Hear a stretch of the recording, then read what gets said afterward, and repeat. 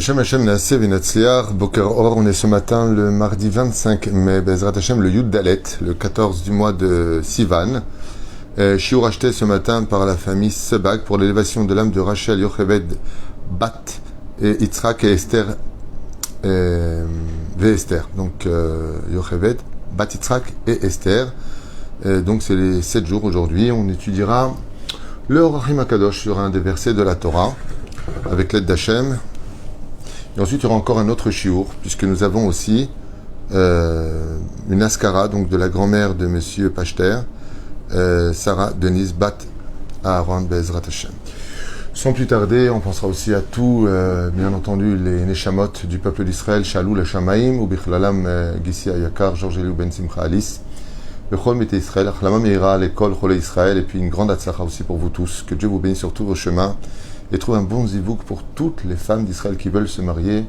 Oufren Kol Ben Israël, Parnassa, Briut et Anarichut Yamin Vala Kol Irat Shamayim, Bezrat Hashem, un grand Mazel Tov aussi à Yitzhak et Valérie Cohen, ainsi que Alon et Eden qui se sont unis hier soir, Kedat Moshe Israël, un mariage séparé par les danses, Baruch Hashem, chaque jour par ce mérite-là leur donne un Ben Zachar Hashana. Sans plus tarder, le verset dans la parasha de Be'alotecha nous dit, Techef Navin. Ve'asafsuf asher bikerbo it'avu ta'ava. Donc malheureusement, les enfants d'Israël dans le désert ont été frappés par un des plus grands Yetzerara qui nous emmène très souvent vers la débauche la plus totale et la plus immorale, c'est les envies. Bali, lo Bali, on a des envies. Et il faut savoir que la Torah nous demande toujours de contrôler, de canaliser nos envies. Trop manger, c'est parce qu'on a envie de manger. Mais est-ce que c'était bon pour nous? Par exemple, Waifku Gam Ben Israël, les enfants d'Israël donc se mirent eux-mêmes à pleurer. Pourquoi Gam Ben Israël? Parce que ceux qui ont commencé à se plaindre, c'est le Erev Rav, et les enfants d'Israël ont suivi l'influence du Erev Rav. Yomrumi achilunu basar, qui va nous donner maintenant de la viande? Waihar af Hashem me'od uve'ene Moshe ra. Dieu s'est mis dans une grande colère, et même aux yeux de Moshe, le Sanégor d'Israël, celui qui prend toujours la défense d'Israël, la chose était très grave. Ki bechitem be'ozne Hashem les morts, car vous avez pleuré aux oreilles de Dieu en ces termes, mi ya'achilenu basar, qui va nous donner de la viande à manger. Donc ces versets-là, avant de commencer à lire, vous savez que c'est une grande question, parce que d'abord de la viande, ils avaient des millions de têtes de troupeaux. Deuxièmement, la manne prenait le goût de l'intention que tu voulais lui donner, ce qui fait qu'en mangeant de la manne, eh bien, si tu voulais manger du steak, eh bien, il avait le goût du steak. Tu mangeais de la viande hachée, il avait le goût de la viande hachée. Il prenait le goût que ton esprit voulait l'accompagner pour pouvoir le prendre. Donc, ma baya shelachem. Vous comprendrez qu'en réalité, et combien même ils auraient eu raison, parce que pour manger, être satisfait d'être mangé, il faut deux conditions. La consommer, sentir le goût, la consommer et le ressentir, mais aussi le voir. On mange à moitié avec ses yeux et l'autre moitié avec son estomac. Pourquoi? D'ailleurs, vous comprendrez que les plats, quand ils sont présentés, la présentation du plat est aussi importante que le goût du plat. Des fois, on peut être disqualifié quand on fait un concours de cuisine parce que c'est mal présenté. Pourtant, le goût est excellent. Et c'est vrai qu'en regardant la manne, tu vois pas une entrecôte. Donc, pourquoi ça aurait été si grave aux yeux d'Hachem que de demander quelque chose? Moi, j'aime pas, je demande, ça me plaît pas, j'ai pas le droit de demander. Pour ça doit te mettre en colère Dieu. C'est-à-dire chaque fois que, par exemple, quelqu'un il gagne 4 000 euros par mois, il dit avec les 10 enfants que j'ai, ça me suffit pas. Et alors quoi, Dieu va se mettre en colère? Non. Ce qui est très dérangeant, c'est la façon dont les choses sont dites, la façon dont les choses sont faites. C'est-à-dire que si tout le but c'est de me plaindre et non pas le but lui-même, eh bien, c'est un défi que l'on jette devant la Shrina. Dieu, comme je le dis souvent dans mes shiurim, déteste les gens qui se plaignent tout le temps, presque je dirais comme une espèce de minhag, de tradition, de toujours c'est pas bien, toujours c'est pas bon, toujours c'est pas comme il faut, toujours c'est pas comme ceci, toujours c'est pas comme cela. Il faut savoir que la Shrina s'éloigne de ces gens-là comme la peste. Hashem lo avotam. Mais de l'autre côté, si ça va pas dans ta vie, dis-le à Dieu. T'en as marre de pas manger de viande parce que t'as pas assez d'argent, mais la prière est là pour ça. Demande à Dieu. La façon dont les choses sont faites dans ce verset doit réveiller chez nous quelque chose de très particulier. C'est qu'ils ont tout ce qu'il faut. Seulement, quelque chose de malsain se cache derrière leur demande. Si j'approfondissais le verset, eh bien, il faut savoir que le Rév Rav a provoqué chez Israël le fait de se plaindre de ne pas manger de la viande. De quelle viande on parle? Au niveau du pshat, on parle de la viande de bœuf. Au niveau du sod, le Rév Rav a réussi à insuffler un mauvais esprit d'acceptation de la nida. Comme d'ailleurs une femme le dira quand elle a une relation avec son mari et que son mari va avec, puis dès qu'il a fini, il donne le dos. Elle lui dit, dis-moi, tu me prends pour un morceau de viande?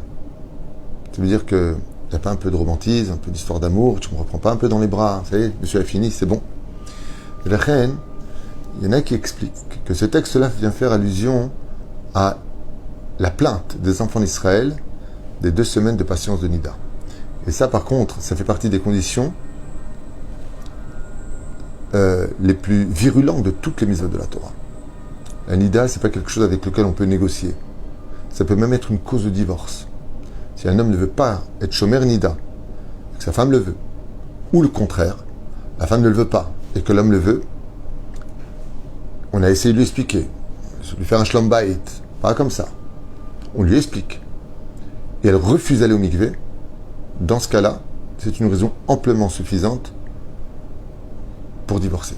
Ça peut devenir une cause. Madame, vous ne voulez pas? Non, Anilo Rota, Anilo Datia, j'ai pas envie, moi, le mikvé, machin truc chouette, j'ai pas envie. Moi, je veux pas le mikvé, mon mari me veut, c'est comme ça, je suis là, je me refuse pas, mais c'est comme ça.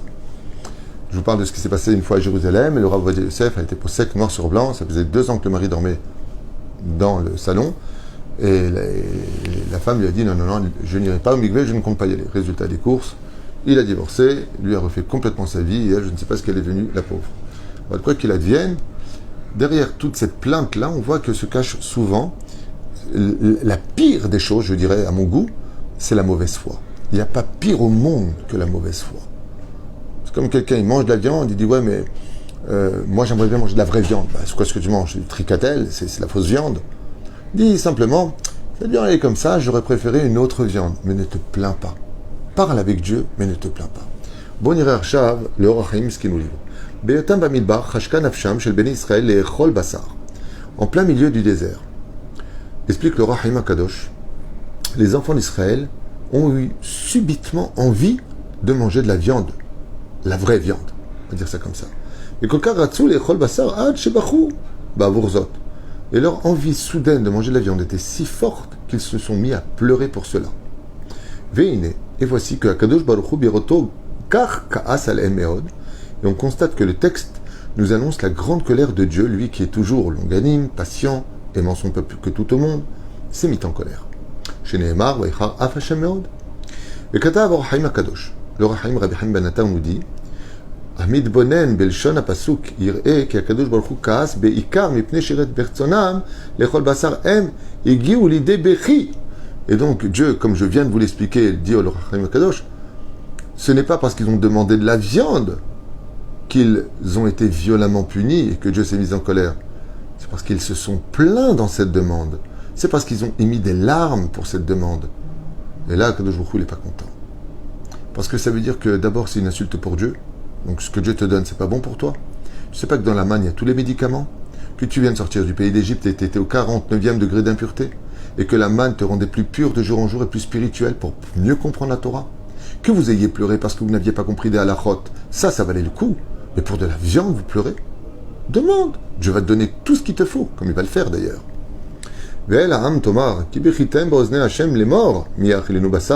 Car vous avez pleuré aux oreilles de l'Éternel pour qui va nous donner de la viande.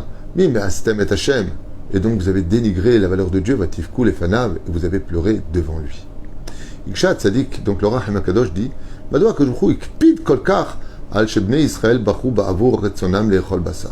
pourquoi, d'une certaine façon, Dieu se serait mis tellement en colère parce qu'ils auraient pleuré, parce qu'ils ont demandé de la viande?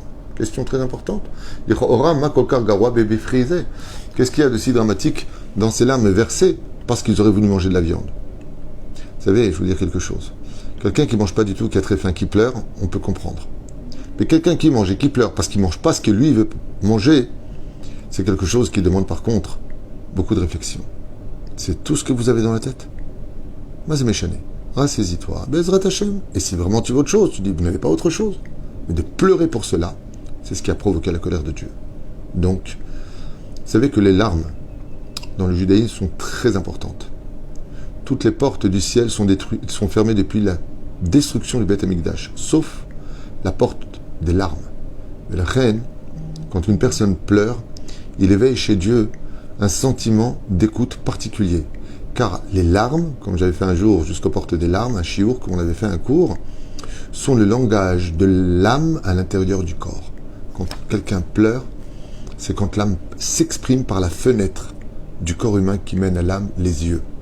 Et la reine Bezrat Hashem, de venir pleurer dans la spiritualité pour des choses aussi basiques, alors que vous mangez, vous avez tout ce qu'il faut, c'est quelque chose de considéré comme grave. Mais voyons ce que dit le Or HaChaim. Il voyou béni Israël mevakshim basar me'et Hashem keven amevakesh davar be'aviv. Si les enfants d'Israël avaient tout simplement demandé, comme un fils qui demanderait à son père, bien sûr que Dieu ne se serait jamais mis en colère. Dieu qui leur a donné la Torah, il ne peut pas leur donner de la viande. Qui va leur donner. Mais quand Dieu a vu qu'il pleurait pour cela,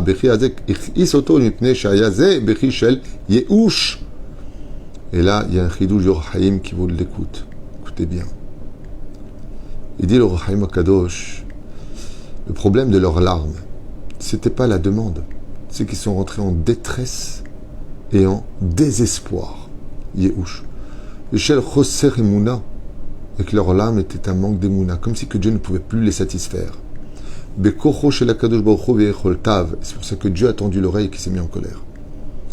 Parce que dans leur demande, dit le Or HaChaim Kadosh, ils ont fait comprendre dans leurs larmes que voilà leur destinée, que Dieu ne pouvait pas les aider plus que cela. Ils ont manqué d'émouna, donc sont rentrés dans le désespoir, ce qui a mis Dieu en colère après tous les miracles qu'il faisait avec eux, alors que la nuit est de gloire, le jour est de feu, la nuit les accompagnait. Que Moshe était présent, qu'il pouvait avoir des réponses de la bouche d'Aaron à tout moment. Le doute n'avait pas le droit d'exister à une époque où on ne le laissait pas exister. Et eux ont instauré le doute d'eux-mêmes. Mauvaise foi. Et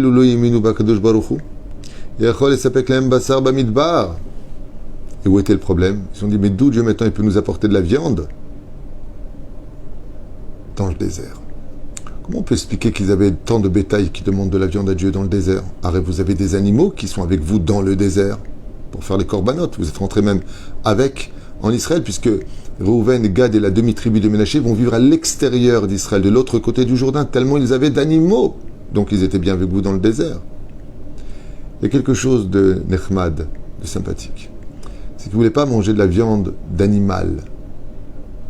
Ils voulaient manger de la viande qui vienne de Dieu. Une viande spéciale qui viendrait d'Hachem, qui viendrait du ciel. Et c'est ce qui va se passer. Dieu va envoyer les Slaves, les oiseaux qui viennent du ciel et qui vont tomber. Seulement leur demande n'était pas les Shem Shamaïm. C'était une mise à l'épreuve vis-à-vis d'Hachem. D'ailleurs, Dieu le dira, combien de fois vous allez me mettre à l'épreuve? Combien de temps vous allez me mettre à l'épreuve? Combien je vais vous prouver que je vous aime, que je vous garde, que je veille sur vous? Combien? Parlez avec moi comme un fils avec un père, mais ne parlez pas avec moi tout le temps comme si j'étais un as, comme si je pouvais rien faire, il dit Hachem. Je vous ai sorti des milliers de fois de tous vos problèmes. Ve'alze ka'as Hachem. Et sur ce s'est mis en colère Dieu. Umikan nilmad Moussar Eskel. Apprenons de cette paracha, She'en davar omed bifnei Hachem, que rien ne peut limiter Dieu, que Dieu peut tout faire. Vechol davar sherach narpotz pashut.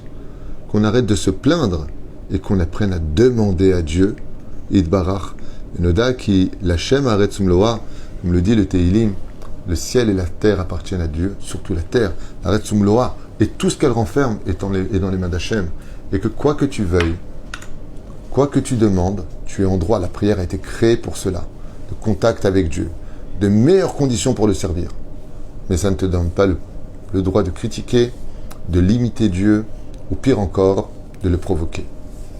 Zaya Rahim Akadosh Bezrat Hashem, un Moussar Eskel pour nous tous, que nous enseigne le Rahim Akadosh, Kol Israël, pour l'élévation Bezrat Hashem de l'âme de Rachel ou Rachel, Yocheved, Bat Yitzhak et Esther, Zichlona Libracha. Je vous dis à tout de suite pour le prochain shiur, Katsar, Aval Yefé Meod Bezrat Hashem Itbarach, du Ben Ishraï. Kol Tov.